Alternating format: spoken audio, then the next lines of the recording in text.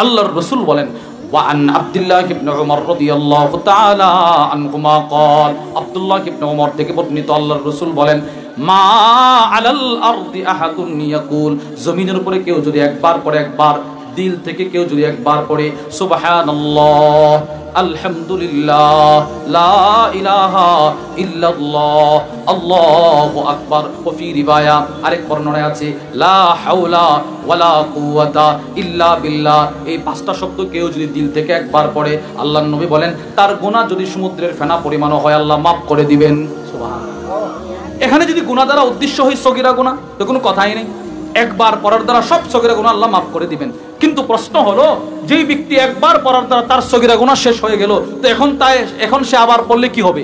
এজন্য আমাদের হযরত ওয়ালা হাকিমুন নফস আল্লামা মুফতি মুশতাকুন নবী কাসিম হাফিজাহুল্লাহ হযরতের এক উস্তাদ আছেন, ইনি বলেছেন বা ওনার কাছ থেকে খুব সম্ভবত আমি এই কথাটা শুনছি, বলছিলেন যে যখন একবার পড়বে তো বান্দার সগীরা গুনাহ সব maaf হয়ে যাবে, এর পরের বার পড়লে কি হবে?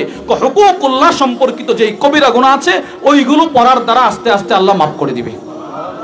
আর হুকুকুল ইবাদ সম্পর্কিত যেগুলো আছে ওইগুলো দুনিয়াতে maaf চাওয়ার ব্যবস্থা আল্লাহ করে দিবেন।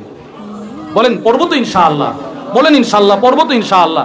না পড়তে পড়তে আমরা অভ্যস্ত হয়ে গেছি, এজন্য পড়তে পড়তে অভ্যস্ত হওয়া, সব সময় তাসবিহাতের গুরুত্বগুলো নিজের ভিতরে রাখা, নিজের পরিবারকে তাসবিহ পড়ানোর জন্য উদ্বুদ্ধ করা, নিজেও পড়া, নামাজ শেষ হওয়ার পরে সাথে সাথে না উঠে যাওয়া, অথবা সুন্নাহ পড়ার পরে সুন্নতটা পড়ার পরে আপন জায়গায় বসে একটু তাসবিহ পড়া, রাসূলের যতগুলো সুন্নত দোয়া আছে ওইগুলো পড়ার চেষ্টা করা। বলেন ইনশাআল্লাহ পড়বো তো ইনশাআল্লাহ? এবার যদি আপনি পড়েন আপনার গুনাহ সমুদ্রের ফেনা পরিমাণ maaf হবে।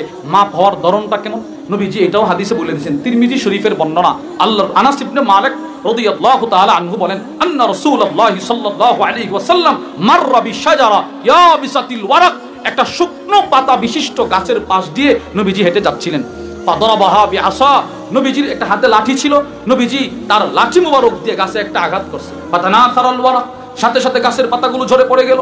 এবার নবীজি আল্লাহর রাসূল আনাস ইবনে মালিককে বলে আনাস শোনো, আমার কোন উম্মত যখন দিল থেকে এই তাসবিহগুলো পড়বে সুবহানাল্লাহ আলহামদুলিল্লাহ লা ইলাহা ইল্লাল্লাহ আল্লাহু আকবার, এই তাসবিহগুলো যখন আমার কোন উম্মত পড়বে তার জিন্দেগীর গুনাহের গাছ থেকেও এইভাবে গুনাহ ঝরে পড়ে যাবে।